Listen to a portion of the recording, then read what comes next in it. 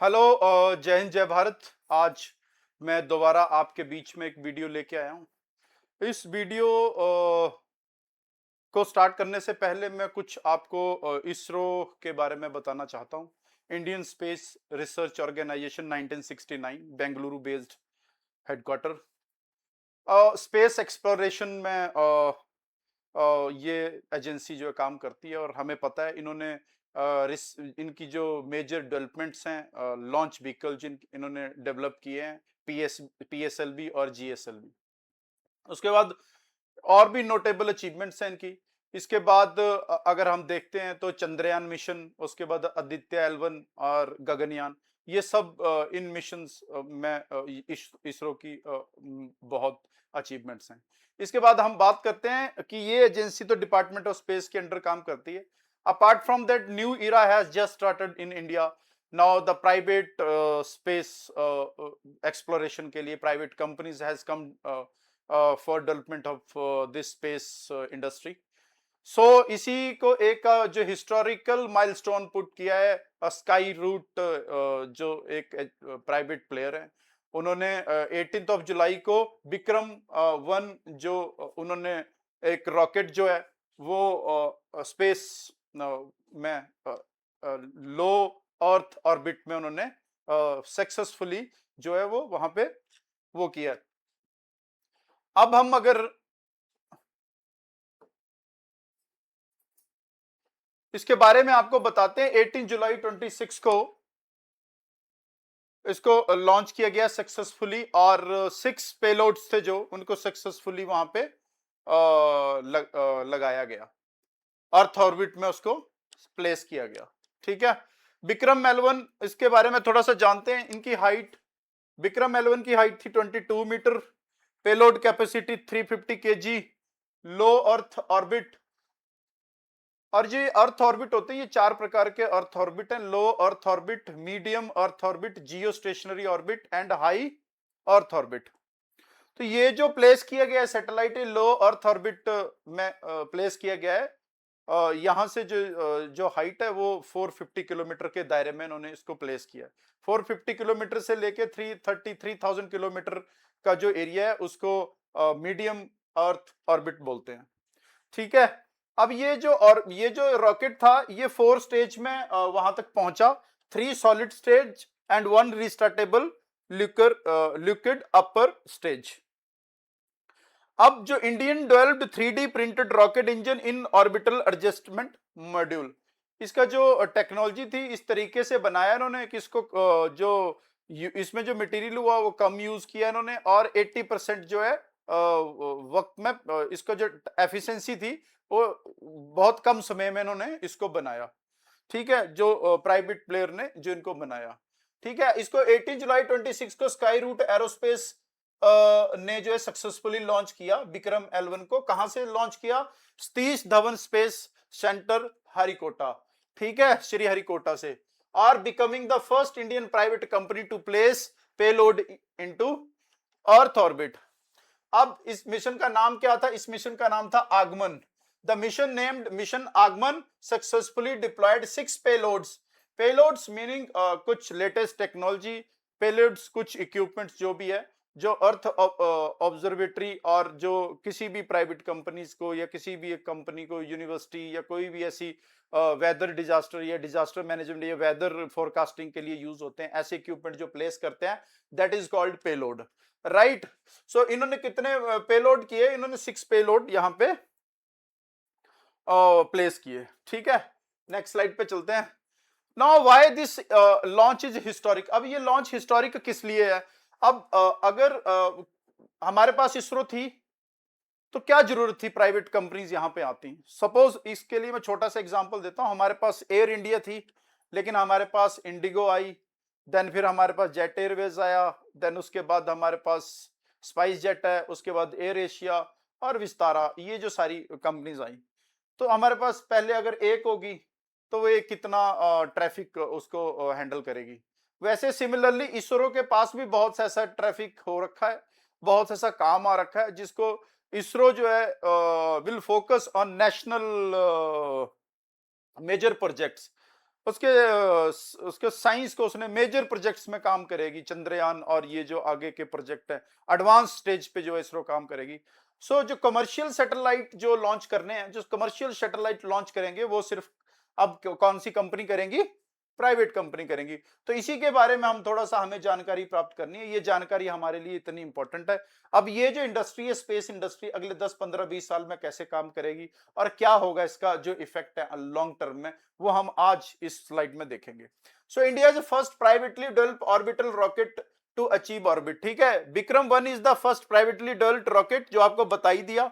उसका दूसरा आता है transition from ISRO led space era to a public private space era. अब हमने ट्रांजिशन कर लिया, इसरो जो है अभी इसरो मेजर काम करेगी। अगर इसरो ने काम करना है तो डिफेंस के मेजर सैटेलाइट्स वहां पे प्लेस करेंगे, एडवांस स्टेज पे वो वहां पे करेंगे। जैसे मैंने आपको बताया कि जो सबसे ऊपर जो है मीडियम अर्थ ऑब्जर्वेटरी है, ऑर्बिट है, उसके बाद जियो स्टेशनरी ऑर्बिट है, उसके बाद हाई अर्थ ऑर्बिट है। तो यहां तक का जो काम है ये इसरो करेगी।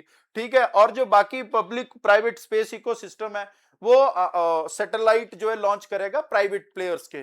ठीक है, तो यहाँ पे क्या होगा, एक कंपटीशन पैदा होगा और नई नई कंपनी आएंगी, साइंटिस्ट जो जिनमें एक कहीं जिसे हम बोलते हैं ब्रेन ड्रेन है ना, तो वो ब्रेन ड्रेन अभी देखने को नहीं मिलेगा, because of they will try to implement और use their brain into India, है ना, और वो इंडिया के लिए ही नई टेक्नोलॉजी बनाएंगे, तो किसी अदर कंट्रीज के लिए नहीं बनाएंगे। तो इस प्रकार से अगर हम देखते हैं तीसरी स्टेज पे आते हैं, तो demonstrate that Indian startup can build and launch complete orbital rockets. तो ये जो हिस्टोरिकल माइलस्टोन पुट करा है स्काई रूट प्राइवेट कंपनी ने, इन्होंने ये बता दिया है कि जो इंडियन जो स्टार्टअप है can achieve great Heights like space x agency, जो एलन मस्क की और अदर भी प्राइवेट कंपनीज जो हैं, प्राइवेट प्लेयर हैं ऑल ओवर दी वर्ल्ड में। सो इन्होंने बता दिया है कि डिजाइन से लेके, इंजन डेवलपमेंट से लेके, मैन्युफैक्चरिंग से लेके, testing, launch, Skyroot has proven that Indian startup have the capability to handle the entire end to end process. ठीक है जी, इन्होंने बता दिया, इन्होंने ये प्रूव कर दिया है। नेक्स्ट आता है positions India among a small group of nations with private companies capable of orbital launch. Now India has become the third country in terms of private player has actually placed this orbit into placed this payloads into orbit. So with this achievement, India joins an allied club of country where private company can independently access space, a testament to our talent, technology and ambition. हमारा talent, हमारी technology और ambition ने ये बता दिया है कि हमारे देश का जो हमारी प्राइवेट कंपनीज हैं, जो स्टार्टअप है, can achieve a great heights all over the world. Next coming to the next point is economic impact. अब इकोनॉमिक इम्पैक्ट इसमें क्या होगा, अब देखिए आप थोड़ा सा अगर थोड़ा सा ये एक डेटा है जो हमने निकाला है ऑनलाइन, इसमें हमें देखने को मिलता है कि इकोनॉमिक इंपैक्ट क्या पड़ेगा, भी अर्थव्यवस्था के ऊपर क्या प्रभाव पड़ेगा, अर्थव्यवस्था हमारी किस तरफ जा रही है। अगर आप देखेंगे तो 44 बिलियन बाय 2033, 2033 में जो स्पेस इकोनॉमी है वो 44 बिलियन तक ग्रो कर जाएगी। ठीक है, अभी जो इंडियन स्पेस इकोनॉमी है अभी जो है यूएसडी 8 बिलियन है। ठीक है, तो ये अभी कर जाएगी 2033 में यूएसडी 44 बिलियन। तो देखिए कितनी ग्रेट अपॉर्चुनिटीज यहां पे छिपी हुई हैं। Increase export revenue. अब अर्थव्यवस्था में सबसे बड़ी बात आती है कि जब हम ये काम कर रहे होंगे तो हमारे पास एक्सपोर्ट रेवेन्यू जनरेट होगा। ठीक है, low cost reliable launch enable India to capture a larger shape of the global small satellite launch market worth of billions of dollar. ठीक है, तो अदर जो बाहर की जो अदर कंट्रीज हैं, they will approach to our countries कि हमारे भी आप सैटेलाइट जो हैं लॉन्च करिए। अब ये सैटेलाइट्स कहाँ कहाँ यूज होते हैं, फार्मिंग में सैटेलाइट्स चल रहे हैं आजकल आप देखिए वेदर फोरकास्टिंग में सैटेलाइट्स हैं, मोबाइल से लेके इंटरनेट से लेके बड़ी बड़ी यूनिवर्सिटीज होगी, अपने अपने इकोसिस्टम उनका तैयार हो रखा है। उसके बाद ट्रैफिक से लेके बड़े बड़े जो हमारी ऑनलाइन जो कंपनीज हैं, उसके बाद ई कॉमर्स कंपनीज आती हैं, हर जगह जो है सैटेलाइट का जाल है। एक वहां पे भी एक अलग से एक अलग से सैटेलाइट का एक इकोसिस्टम देखने को मिलता है स्पेस में, ठीक है। ब्रिंग फॉरेन इन्वेस्टमेंट, अब फॉरेनर बोलेंगे जी हमने भी आपके देश में इन्वेस्टमेंट करनी है, क्योंकि आपका टैलेंट आपकी कंट्री में यूज हो रहा है, आप न्यू टेक्नोलॉजी बना रहे हैं और इस इंडस्ट्री में आप जो है लीडर बनने जा रहे हैं। इनकरेज वेंचर कैपिटल, अब वेंचर कैपिटल वो होते हैं जो फंडिंग करते हैं। अब वो बोल रहे हैं जी हम भी क्या करेंगे, इंडियन स्पेस स्टार्टअप में क्या करेंगे, इन्वेस्ट करेंगे और इनोवेशन और जॉब्स के लिए थोड़ा सा सपोर्ट करेंगे। Build a complete domestic ecosystem, domestic ecosystem is mean to what, that make in India, make in India what, that designing कहां पे होगी, इंजीनियरिंग कहां पे होगी, इंडिया में होगी, मैन्युफैक्चरिंग कहां पे होगी, इंडिया में होगी, कंपोनेंट्स कहां पे होंगे, इंडिया में बनेंगे, लॉन्च एप्लीकेशंस इंडिया के होंगी, डाटा एंड एप्लीकेशंस इंडिया की होगी। तो this is all called Make in India, from component to satellite and launch vehicle, and strengthen Make in India and reduce dependence on imports. सबसे important point है long term economic multiplier. अब बोलते हैं जी हमारे जो स्किल्ड जो aerospace engineering कर रखी है बच्चों ने, काफी बच्चे अभी जो है वो इंजीनियरिंग करते हैं, तो वो उनके लिए एक सबसे बड़ा अभी 10 15 20 25 साल के लिए अभी जो नए बच्चे अब जो ट्राई करेंगे किसी फील्ड के लिए, तो मैं तो रिकमेंड करता हूं कि वो बच्चे अभी स्पेस इंजीनियरिंग में जाएं। वहां पे काफी जो है बच्चों के लिए डोर ओपन होने वाले हैं, और जिन बच्चों में एबिलिटी है, कैपेबिलिटी है, जो करना कुछ चाहते हैं अपने देश के लिए, जो ब्रिलियंट माइंड है, दे कैन गो फॉर दिट। अब रिसर्च एंड डेवलपमेंट के ऊपर प्राइवेट कंपनीज काम करेंगी और जो है ये इंडस्ट्री जो है कंट्रीब्यूट करेगी जीडीपी ग्रोथ में, ठीक है। नेक्स्ट आते हैं टेक्नोलॉजिकल अचीवमेंट। अब हमने कौन सी टेक्नोलॉजी अचीव करी है, तो ये टेक्नोलॉजी अचीव करी है स्काई रूट, उस जो उनके जो वो हैं जिन्होंने इस कंपनी को एक देखा होगा, एक एम की मैं इस कंपनी को किस लेवल पे लेके जाऊंगा, तो उन्होंने देखो एक guidance navigation and control indigenous GNC system ensure precise control throughout all flight phase. अब इन्होंने एक टेक्नोलॉजी अचीव करी है, real time navigation, altitude determination and control for accurate orbit insertions, ठीक है। देन आता है flight avionics, advance avionics architecture for real time data processing, health monitoring and decision making, high reliability system build to operate extreme condition. अब कोई भी ऐसी condition होगी उस कंडीशन में ये एवोनिक्स जो है, फ्लाइट एवोनिक्स जो है वो काम करेगा। आपका जो प्रोजेक्ट है वो फेल नहीं होगा, आपका जो रॉकेट है वो आपके सैटेलाइट को दिए हुए ऑर्बिट में वहां पे प्लेस कर देगा। देन आता है मल्टी स्टेज प्रोपल्सन। अब multi stage propulsion is 4 stage में काम हुआ, 3 जो थे उसके 3 जो स्टेजेस थी वो थी एक सॉलिड स्टेज और then is a liquid stage में उसको काम किया गया। तो ये एक टेक्नोलॉजी अचीवमेंट इन्होंने करी। प्रिसीजन सैटेलाइट डिप्लॉयमेंट, अब जहां पे इन्होंने ये इस सैटेलाइट को डिप्लॉय करना था वहां पे दिए हुए टारगेट पे इन्होंने क्या किया, उस सैटेलाइट को डिप्लॉय कर दिया।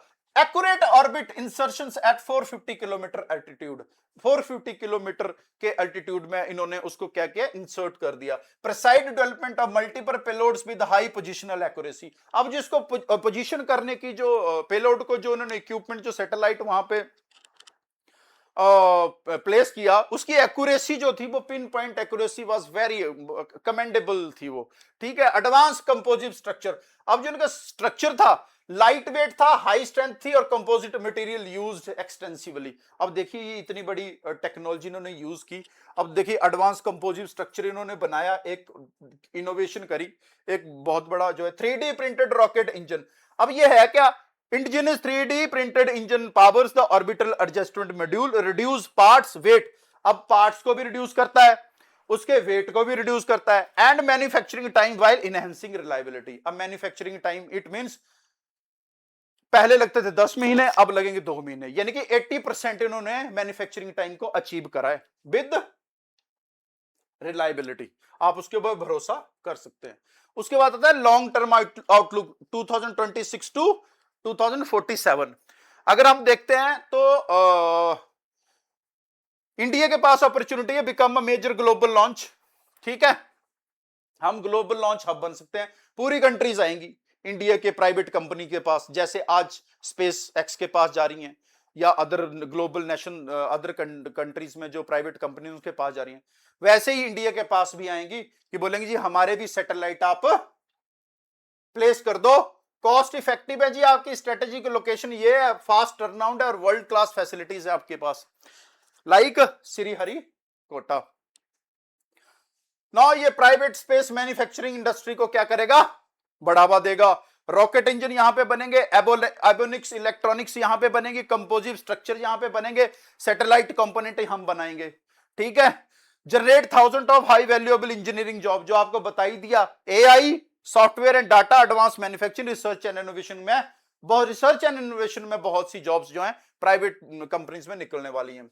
Strengthen national security through out indigenous capability, secure communication, earth observation, border surveillance और डिजास्टर मैनेजमेंट। अब इसके ऊपर भी हमारी स्ट्रेंथ क्या होगी, मजबूत होगी। इसरो तो साथ साथ में काम कर ही रहा है, अब और प्राइवेट कंपनीज आएंगी, ब्रिलियंट माइंड आएंगे, प्राइवेट में कंपटीशन होगा, और जब कंपटीशन होगा तो एक बढ़िया से एक टेक्नोलॉजी उभर के आएगी हमारे पास।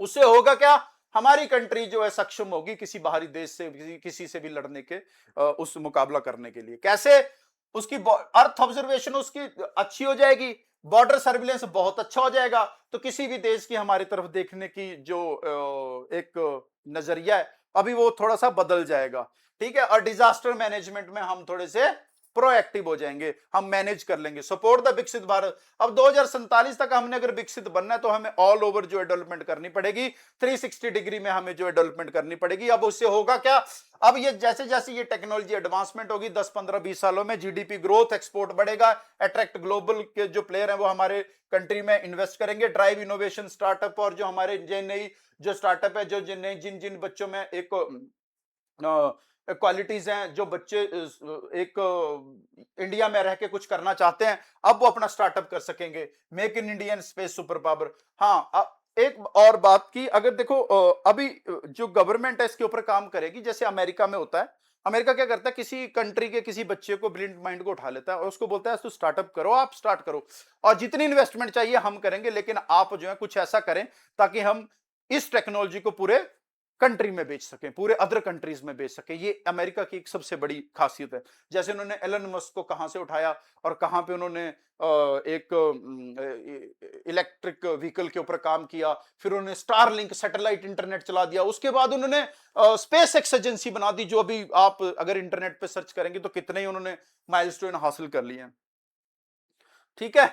अब ये जो इकोनॉमिक स्ट्रेटेजिक इंपैक्ट आपको बताई दिया, नेक्स्ट आते हैं, how ISRO and private companies work together. अब ये इसरो और प्राइवेट कंपनी कैसे काम करेंगी, ये एक सबसे बड़ा क्वेश्चन होगा लोगों के मन में। लोग सोचते होंगे इसरो तो थी, अभी ये जो प्राइवेट प्लेयर क्यों ऐसे करा, गवर्नमेंट ने क्यों करा। तो हमने थोड़ी सी अपनी सोच को थोड़ा सा अपग्रेड करना है, थोड़ा सा अलग सोचना है, थोड़ा सा स्ट्रेटेजिक पॉइंट ऑफ व्यू से सोचना है। इतने बड़े डिसीजन होते हैं, इतने बड़े जो रॉकेट है, ये कोई किसी ने कोई कागज की कश्ती नहीं है जो बनाई है और वो नेशनल न्यूज बन गई। एक रॉकेट बनाया किसी साइंटिस्ट ने, और वो भी प्राइवेट प्लेयर ने, और वो भी एक प्राइवेट कंपनी ने, तो वो भी उसको वहां पे कराए, सक्सेसफुली वहां पे प्लेस करा ऑर्बिट में। तो कितनी बड़ी अचीवमेंट होगी। थोड़ा सा सोचो, थोड़ा सा अपना लेवल ऑफ थिंकिंग थोड़ा सा अप रखो, है क्या।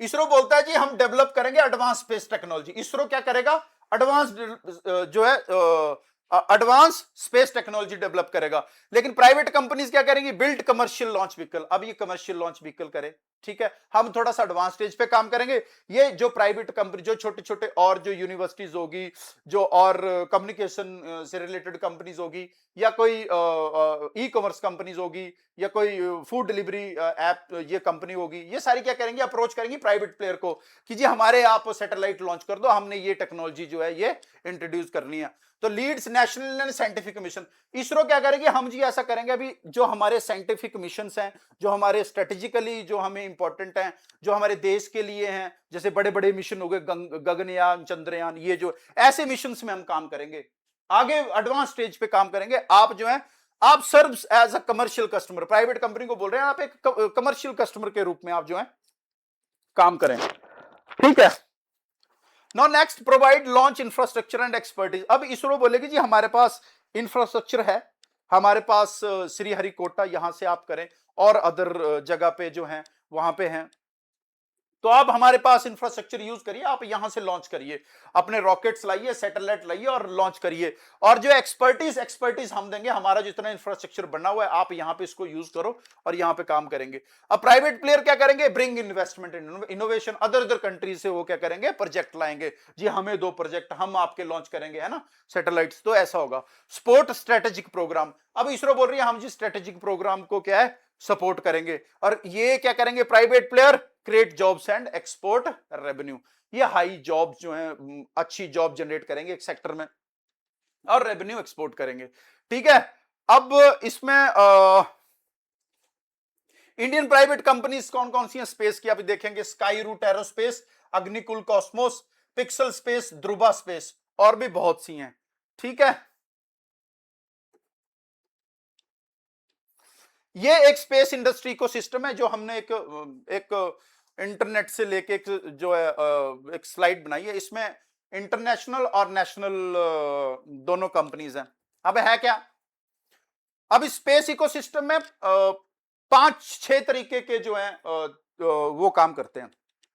क्या, रॉकेट लॉन्च प्रोवाइडर अलग है, सैटेलाइट मैन्युफैक्चरिंग अलग है, रॉकेट इंजन और प्रोपल्शन के लिए अलग है, स्पेस कम्युनिकेशन के लिए अलग है, अर्थ ऑब्जर्वेशन के लिए अलग है, और स्पेस लॉजिस्टिक और ऑर्बिटल सर्विसेज के लिए अलग है।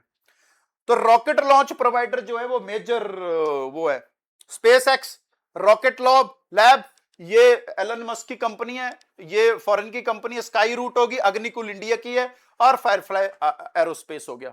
ठीक है। सैटेलाइट मैन्युफैक्चरिंग में अभी सैटेलाइट कौन बनाता है, पिक्सल और ध्रुवा स्पेस, जो ध्रुवा स्पेस एजेंसी हमारी जो इंडिया की है वो बनाती है। रॉकेट इंजन में बेलेट्रिक्स, स्पेस कम्युनिकेशन में स्टारलिंक, अब स्टारलिंक स्पेस कम्युनिकेशन में काम कर रही है, स्टारलिंक ब्रॉडबैंड सर्विस प्रोवाइड करवा रही है, सैटेलाइट ब्रॉडबैंड सर्विस, बहुत कमेंडेबल जॉब। एलन मस्क जो है, ऐसे हमें आज स्टार्टअप की जरूरत है इंडिया में, तो ये ऐसे ब्रिलियंट माइंड की जरूरत है। उसके वन वेब हो गया, पिक्सल हो गया, अदर ये जो कंपनी होगी। अब ये जो आता है इंडिया स्पेस इकोसिस्टम, अब ये तो हो गया हमारा वर्ल्ड और इंडिया का था। अभी इंडिया का इकोसिस्टम क्या है, इंडिया में स्पेस में कौन कौन सी कंपनी जो है वो काम कर रही हैं। अब ये देखो, ये सारी चीजें जब आती हैं तो लास्ट में इकोनॉमिक इंपैक्ट जब डलता है तो प्राइवेट प्लेयर आएंगे, प्राइवेट कंपनी आएंगी, तो कहीं ना कहीं ये स्टॉक मार्केट से भी रिलेटेड होती है। स्टॉक मार्केट से मतलब अगर कोई इन्वेस्टमेंट करता है, लॉन्ग टर्म के लिए इन्वेस्टमेंट करता है 10, 15, 20 साल के लिए, तो उसको आइडेंटिफाई करने में अच्छी कोई प्रॉब्लम नहीं होती है कि वो अच्छे तरीके से आइडेंटिफाई कर जाए कि कौन सी कंपनी जो आने वाले टाइम में अपने अचीवमेंट्स हासिल करेगी और किस कंपनी को ज्यादा फायदा होगा। ठीक है। तो देखते हैं लॉन्च प्रोवाइडर में कौन कौन से, हमारे पास स्काई रूट एरोस्पेस और अग्निकुल कॉस्मोस, ये क्या करते हैं, लॉन्च व्हीकल जो है प्रोवाइड करवाते हैं। ठीक है। ये लॉन्च व्हीकल बनाएंगे, जैसे स्काई रूट ने विक्रम 1 बनाया, ठीक है, ऐसे बनाते हैं। सैटेलाइट बिल्डर में पिक्सल और ध्रुवा है, ये क्या करते हैं, मैन्युफैक्चरिंग सैटेलाइट बनाते हैं। सैटेलाइट कौन सी, कम्युनिकेशन होगी, अर्थ ऑब्जर्वेशन हो गया, साइंस मिशन हो गया, उसके बाद अदर सैटेलाइट्स होगी, यूनिवर्सिटी से रिलेटेड, एजुकेशन से रिलेटेड, बहुत सी ऐसी होगी। स्पेस प्रोपल्शन, ये कंपनी डेवलप और मैन्युफैक्चरिंग एडवांस रॉकेट इंजन ये बनाती हैं। उसके बाद स्पेस मॉनिटरिंग के लिए दिगंतारा जो ये कंपनी है ये, और लिस्टेड सप्लायर जो आज स्टॉक मार्केट में लिस्टेड है वो कंपनीज ये हैं, L&T, HAL, BEL, MTR technology. अगर ऑब्जर्व करता है तो एक स्टॉक आप सर्च करके देखना, MTAR टेक्नोलॉजी कितना अच्छा रन कर चुका है, just because of this. Data patterns आज ये भी सेंटम इलेक्ट्रॉनिक्स, तो ये इलेक्ट्रॉनिक मैन्युफैक्चरिंग में। BEML जो है भारत अर्थ मूवर्स लिमिटेड, है ना। तो ऐसे करके ये है, ये सारा एम जो है ये 2047 का है। आज हमने जो ये वीडियो में जितने भी पॉइंट कवर किए हैं, सिर्फ आपको ये बताने का मतलब था कि जब भी कोई ऐसी नई चीज आती है तो आप उसके बारे में गहरा विश्लेषण जो है पहले उसके बारे में रीड करें, पढ़ें। अब ये कहां पे यूज होगा, सबसे इंपॉर्टेंट बात ये कहां पे यूज होगा, ये यूज होगा आपके जब आप कहीं एग्जाम में बैठेंगे, जब आप कहीं ग्रुप डिस्कशन में बैठेंगे, जब कहीं आप इंटरव्यू में जाएंगे, और जब कहीं आप कोई बड़े बड़े एग्जाम दे रहे होंगे, या कहीं पे आप करंट अफेयर्स या जीके कहीं कवर कर रहे होंगे, तब आपके पास ये चीजें कवर होंगी। और कहीं अगर आप ऐसे कंपटीशन में भाग लेते हैं, कहीं आप और जगह पे कहीं भाग लेते हैं, तो स्टूडेंट्स के लिए तो है ही इंपॉर्टेंट ये जो विषय है। और अदर जो हम चीजें कवर करते हैं, तो ये एक ऐसा रिलेशन है कि ये हर व्यक्ति को पता होना चाहिए। ये एक ऐसी जानकारी है जो हर व्यक्ति को सही जानकारी पता होनी चाहिए। अनाप शनाप जानकारी अपने पास ना रखें, है ना। ये जो जीवन मिला है, इसको यहाँ पे अच्छी जानकारी बटोरने में लगाएं। अनाप शनाप जो जानकारी हम प्राप्त करते हैं, या कहीं उस मिस इन्फॉर्मेशन हम प्राप्त करते हैं, उससे बचें। आज जो इंटरनेट पे बहुत सी आपको मिस इन्फॉर्मेशन मिलेगी, उससे आपने बचना है, और कोशिश करनी है कि सही जानकारी प्राप्त करें और सही जानकारी ही शेयर करें। मिलते हैं नेक्स्ट वीडियो में। आप मेरे को बताना कि मैं कौन सा अगला टॉपिक लेके आऊं, उस टॉपिक के ऊपर हम विषय में बात करें। और प्लीज जब भी आप मेरी वीडियो देखते हैं, एक इकोसिस्टम है, मैंने यूट्यूब पे काम करना शुरू किया है, फेसबुक पे काम शुरू किया है, तो यूट्यूब पे तो मेरे को 6 से 8 महीने हो गए। सो वहां का जो इकोसिस्टम है, हाउ टू एक्चुअली गेट, वो थोड़ा सा मेरे को पता चल गया है कि एल्गोरिथम कैसे काम करता है। सो प्लीज आपसे ये रिक्वेस्ट है कि आप जो वीडियो देखते हैं, कृपया करके उसमें कमेंट्स करें, उसको लाइक करें, है ना।